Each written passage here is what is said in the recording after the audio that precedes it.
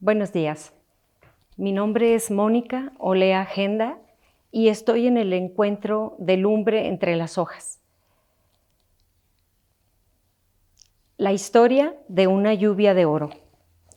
Nuestra relación comenzó a principios de marzo del año 2018. En los detalles finales de la construcción de mi estudio, mi hija Carolina y mi yerno Diego, ambos arquitectos, y yo, fuimos a un vivero a buscar un árbol para plantarlo en medio del estanque de peces que formaba parte de la construcción. Carolina hizo el diseño y Diego dirigió la obra. Yo quería una jacaranda en ese lugar del patio trasero de la casa. Mientras íbamos en camino, ellos me hacían caer en la cuenta de los inconvenientes de la jacaranda en cuanto a la caída de la flor, que flotaría en el estanque, dificultando su limpieza. Me pareció convincente su razonamiento, así que me sugirieron optar por una lluvia de oro, que era mi segunda opción. Llegamos al vivero preguntando directamente por esa variedad. El hombre que nos atendió dijo que por el momento no había ninguna, pero que sí tenía un árbol de flor amarilla muy parecido al que buscábamos. No quise esperar más, así que acepté el consejo del hombre y compré el árbol que me sugería.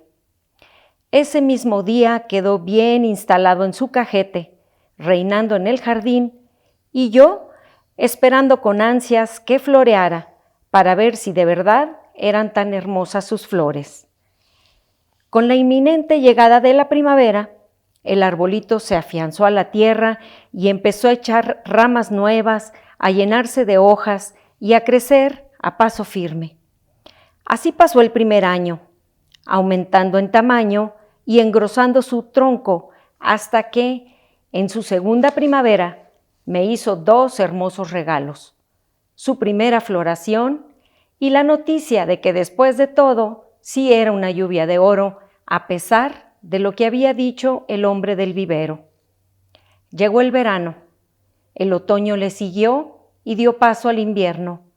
La última hoja del calendario fue arrancada y recibimos el año 2020 con una noticia por demás desconcertante, que pronto nos mostraría su enorme gravedad y su capacidad para trastocarnos la vida del planeta Tierra. El 31 de diciembre del año 2019, China notificó al mundo que en Wuhan, una de sus provincias, se registraba un conglomerado de casos de neumonía. Posteriormente, se determinó que fueron causadas por un nuevo coronavirus. El 1 de enero del año 2020, la OMS decretó el estado de emergencia y tan solo 2 meses después, el brote de COVID-19 fue declarado oficialmente como una pandemia. La ignorancia acerca de este coronavirus era casi total. El terror cundió por toda la tierra y tuvimos que adaptarnos a la medida extrema del encierro en casa. De pronto me encontré sola, aislada, con una casa grande que limpiar y un jardín que mantener, además de una pareja de perros, Dino y Sasha, y sus 8 cachorros y un estanque con peces. Curiosamente, no me sentí abrumada ante tantas cosas por hacer, a pesar de que era claro que no podía abarcarlas. Ya me daría cuenta de que la calma que reflejaba era solo aparente. Los días transcurrían, aturdida entre 1000 cosas que atender y poco tiempo para hacerlo. Llegó de nuevo la primavera y mi lluvia de oro floreció por segunda vez. Era un arbolito joven, así que lo hizo puntualmente, pero con la timidez de la adolescencia. El verano resultó más caliente de lo esperado y yo no me di cuenta de que el jardín necesitaba más agua.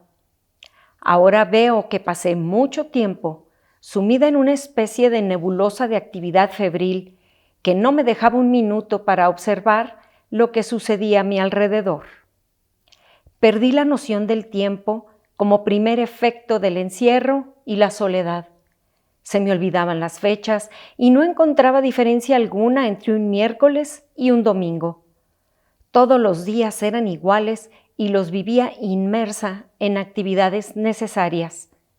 Ni hablar de la diversión y el esparcimiento que habían quedado prohibidas durante la situación de emergencia. Así, un buen día, pude asomar la cabeza fuera de mi atmósfera de agitación y observé el estado general del jardín. Era la imagen misma de la desolación. Varias plantas murieron, entre ellas un pequeño bonsái que tenía desde hacía muchos años y que compré en la Ciudad de México. Otras estaban en estado de agonía y las demás, milagrosamente, se encontraban a salvo. No entendía qué había pasado. En mi cabeza estaba perfectamente grabada la imagen de mí regando el jardín, pero entre tantas actividades y la escasa lluvia, descuidé la frecuencia del riego.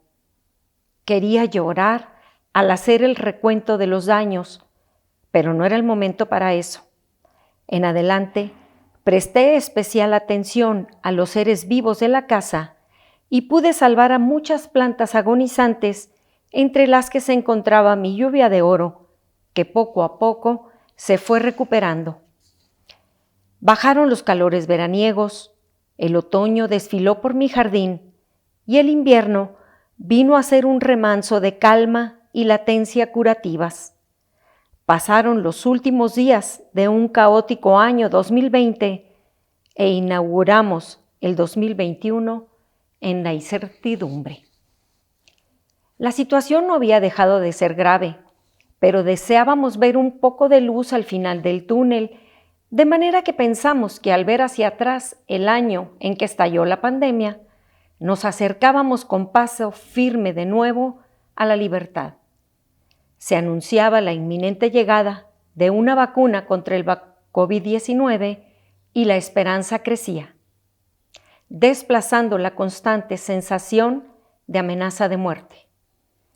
La primavera volvió y me encontró de nuevo distraída.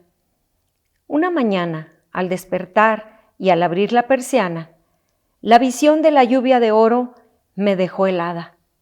Mientras que todo el jardín bullía, ella apareció ante mi vista como un árbol desprovisto por completo de hojas, cenizo, con sus ramas tristemente lánguidas y carentes de fuerza. ¿Qué le pasa ahora?, me pregunté, mientras salía al jardín a valorar la situación de mi amado árbol. Me acerqué al estanque de peces y observé el cajete. Diagnostiqué con rapidez la situación y en minutos me enfundé unos pants. Di instrucciones al señor Bush, el jardinero, de cavar un hoyo lo suficientemente grande en medio del pasto del jardín y salí en dirección del vivero. Compré muchos sacos de tierra de hoja y regresé a casa. El agujero ya estaba listo. Bush vació en él varios sacos de tierra y en menos de una hora la lluvia de oro había cambiado de residencia. La cantidad de tierra y nutrientes que contenía el cajete anterior había resultado insuficiente para el árbol y por esa razón estuvo a punto de morir, si no es que había muerto ya. Pasaron 2 o 3 semanas sin que diera señales de vida. Yo salía a diario a verlo, a darle ánimo y a pedirle que no muriera, hasta que un buen día, durante mi visita, me sorprendió con varios pequeñísimos brotes tiernos en sus ramas. No lo podía creer. Lo felicité, besé su tronco y le agradecí por sus ganas y su aferramiento tenaz a la vida. Día tras día fueron apareciendo nuevos brotes y no solo eso, floreció en cuanto pudo, que fue muy pronto tomando en cuenta su reciente resurrección. Los dos estábamos felices, sin embargo, ninguno sospechaba que las pruebas aún no habían terminado.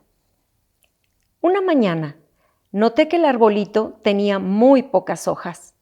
Casi las tenía contadas y en ese momento eran muchas menos que las del día anterior. Bueno, pensé, ¿qué más puede pasarle a este árbol? Salí sin demora al jardín, con luz apenas suficiente para ver lo que pasaba. Entonces las descubrí. Una perfecta hilera de hormigas escalaba el tronco, mientras que otra avanzaba en sentido inverso llevando consigo pedacitos de hojas que acarreaban al hormiguero instalado a unos centímetros. De las incipientes y delicadas florecitas que tenía mi árbol, tampoco hablamos. Brillaban por su ausencia. No puede ser, pensé, mientras regresaba a toda prisa a mi recámara, encendía mi iPad y buscaba en San Google un remedio natural para ahuyentar a aquellas criaturas hambrientas y voraces. Encontré la receta para hacer un repelente de hormigas y corrí a la cocina a prepararlo. Eran las 6 de la mañana cuando licuaba agua con cebolla, ajo y pimienta negra, a falta de la blanca que recomendaba la receta. El resultado fue un líquido lo suficientemente apestoso, negro y picante como para desanimar al mejor plantado. Por lo menos, eso fue lo que deseé mientras barnizaba el tronco y regaba la tierra a su alrededor, además de dar un baño con aquella mezcla al hormiguero que empezaba su actividad cotidiana. Más tarde alerté al señor Bush, que había estado batallando últimamente con algunos hormigueros.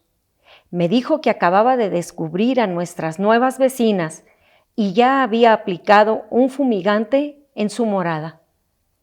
Las medidas que tomamos surtieron efecto y las hormigas emigraron quién sabe a dónde, dejando en paz a mi árbol.